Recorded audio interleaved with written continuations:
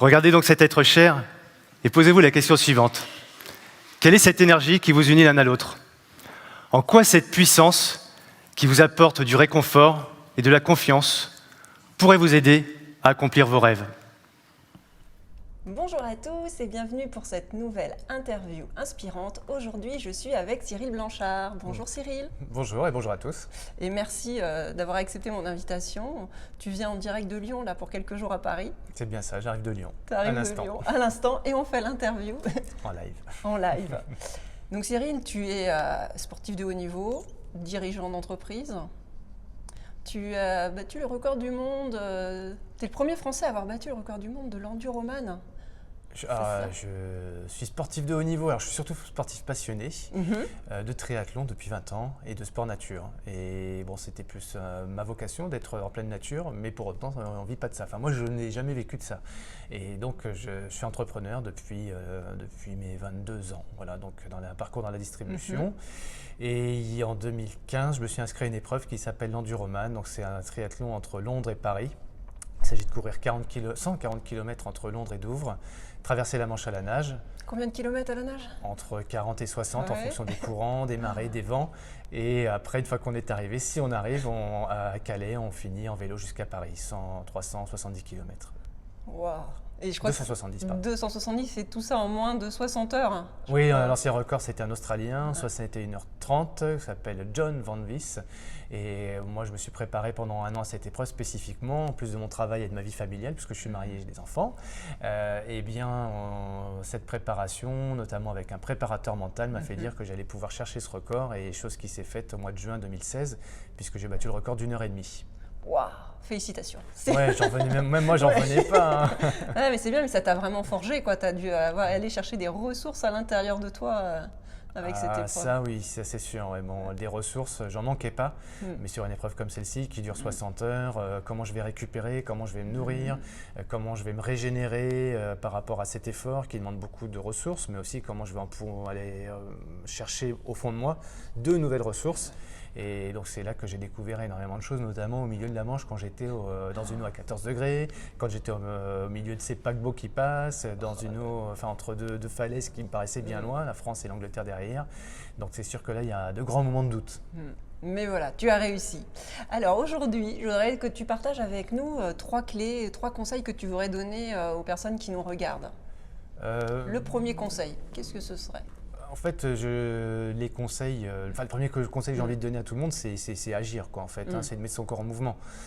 Souvent, on réfléchit beaucoup. Comme j'entends souvent dire, la réflexion, ça peut amener à ne pas agir, quand l'action amène à découvrir des choses. Donc, c'est vrai qu'il faut se préparer. Rien ne s'improvise, surtout quand on fait ce genre d'épreuve. Mais pour autant, si on réfléchit trop, en fait, il y a un ami qui m'a dit, si t'attends, il est trop tard. C'est tellement bête quand il m'a dit ça que je trouve ça tellement évident. Donc, j'attends pas toujours que tout soit prêt pour me lancer des défis, en fait. Ça, c'est la première chose. Donc, c'est l'action, en fait, et c'est ça. Et dire, se mettre en mouvement. Se mettre en mouvement. Ouais. Ça me fait penser, c'est le train qui passe, quoi. Soit tu le laisses passer, ou soit à un moment tu dis… On regarde, on observe, comme des vaches, voilà, et puis on rumine. Ou alors, on essaie de monter dans le train pour voir ce qui va se passer, le cheminement, et puis la découverte, les surprises, se laisser emporter, quoi. D'accord, très bon conseil. Ton deuxième? C'est tellement simple, mais tellement compliqué à faire. Mais oui, mais c'est ça, tu vois, c'est bien parce que tu vas redonner de la motivation aux gens en se disant, des fois… Je ne sais pas si j'apporte de la motivation. Moi, c'est vrai que quand j'étais tout gamin, j'avançais dans la vie, je ne me posais pas de questions. Et puis un jour, le bagage fait qu'il s'alourdit parce que les études, parce que la vie en société, parce que les codes, etc. Et puis le bagage est de plus en plus lourd. Et on a de plus en plus de mal à se mettre en mouvement par rapport à des nouveaux projets, des nouvelles envies, des désirs. Donc le deuxième conseil que j'ai envie de dire, c'est écoute ton cœur. C'est une fois que tu t'es mis en mouvement, mais où je vais, etc. Et puis les doutes, oui, mais qu'est-ce que dit ton cœur, quoi. Mon conseil que m'a donné mon meilleur ami Patrick quand j'allais pas bien, c'est écoute ton cœur. Et c'est des choix pas faciles à faire, mais c'est ceux qui ont le plus de sens pour nous et ceux qui nous apportent le plus de motivation une fois qu'on a dépassé le troisième point, s'il faut donner un conseil. Et le troisième conseil, c'est une fois qu'on a mis son corps en mouvement et qu'on sait vers quoi on va parce qu'on écoute son cœur, après il faut s'entraîner. Le muscle le plus important du corps, c'est le cerveau. Et ce muscle-là, on a du mal à le travailler parce qu'on ne le connaît pas bien, même si aujourd'hui on le redécouvre avec les neurosciences et on apprend à appuyer sur des boutons là où on le faisait avant intuitivement.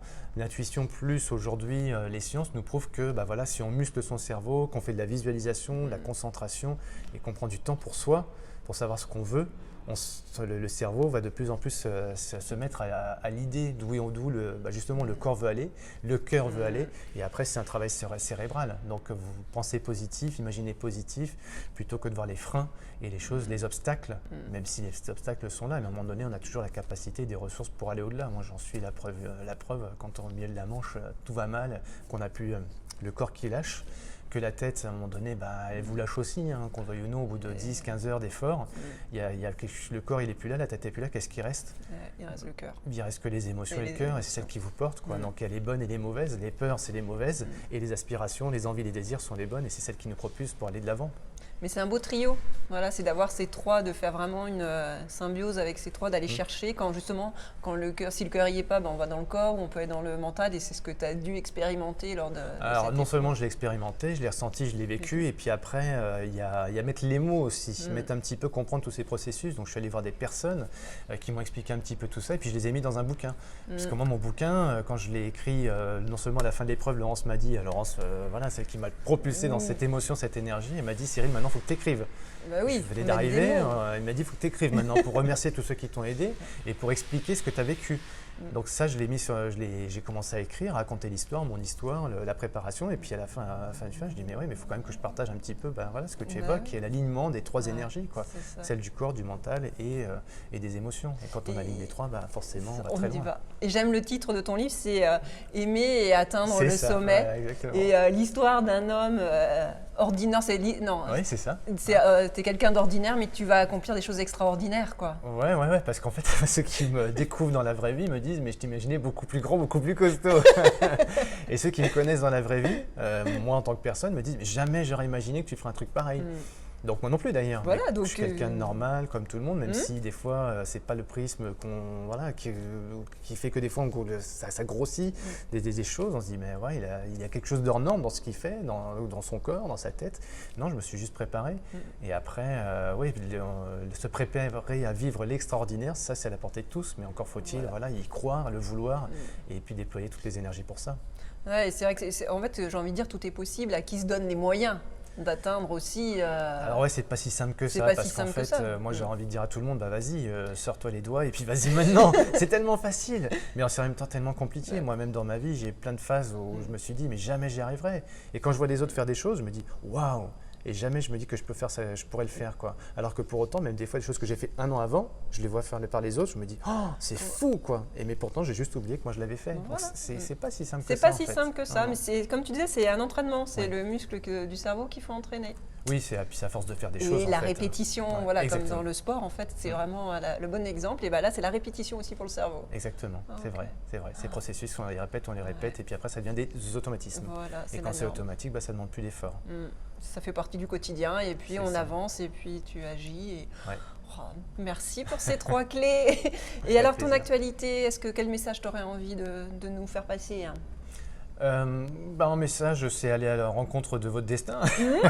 Moi, en fait, il y a un an, j'ai complètement abandonné tout ce sur quoi j'avais de la prise, tout ce sur quoi j'avais de la compétence. J'ai dit j'arrête mon boulot parce que mon boulot ne m'apportait plus de satisfaction, même s'il m'apportait beaucoup de sécurité, beaucoup de bénéfices, beaucoup de moyens, de matériel.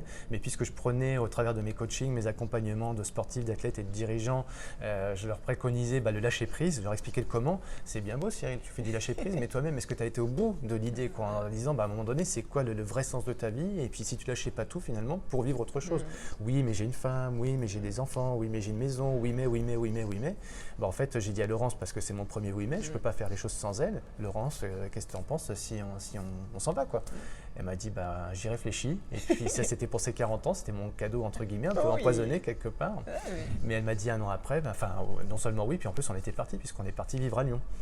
Donc on a vendu notre maison, j'ai arrêté de travailler dans une entreprise que j'aimais bien, mais qui m'apportait plus suffisamment de ressources et d'envie, d'enthousiasme. Mais on est parti à Lyon, et puis là, un an après, on est plutôt bien, et on a fait de nouvelles découvertes, on vit de nouvelles aventures. Et ça n'a pas été simple pour autant. Mais un an après, est-ce qu'on reviendra en arrière? Est-ce qu'on refait... Voilà, c'est ça. Non, on ne regrette absolument pas. Non. C'est beau. Là, le cœur a parlé. à un moment donné. C'est bien. Donc tu as un site internet, Oui, on peut suivre mon actualité sur les réseaux sociaux, Cyril Blanchard, Facebook, Instagram, très peu Twitter, je ne sais pas beaucoup. Évidemment, je suis un sportif, donc je suis forcément sur Strava, si on veut voir un peu mes entraînements. Pour les sportifs, voilà, Strava. Ouais. Et puis moi, mon plaisir aujourd'hui, mon bonheur, c'est de vivre en tout cas de ma passion, parce que j'accompagne des sportifs de haut niveau dans la préparation mentale. Donc là, on est vraiment dans la très haute performance, comment justement muscler son cerveau, on en parlait tout à l'heure, pour réussir ses objectifs, devenir le numéro 1. Donc ça, c'est vraiment un métier qui me plaît énormément. Et puis j'accompagne aussi des dirigeants. Parce qu'autant le sportif, lui, il a parfaitement conscientisé que pour être le meilleur, il fallait préparer son corps, mais aussi son cerveau. Le dirigeant d'entreprise, lui, pour le coup, il a entièrement préparé, musclé son cerveau, parce qu'un entrepreneur a cette capacité à se réinventer chaque jour, à être résilient et à trouver de nouvelles ressources au niveau mental. Par contre, parfois, il n'écoute pas ou peu son corps. Et le corps, ça reste quand même malgré tout la machine qu'on a le plus ménagée pour aller au bout de ses projets. Donc les entrepreneurs, je les accompagne aussi pour être à l'écoute de leur corps et puis les amener sur des projets sans perdre d'énergie et sans mettre au péril sa santé aussi, parce que souvent les plus grosses difficultés mentales ont des répercussions sur le corps. Quand c'est pas le cœur qui palpite, ça va être des troubles musculo-squelettiques, etc.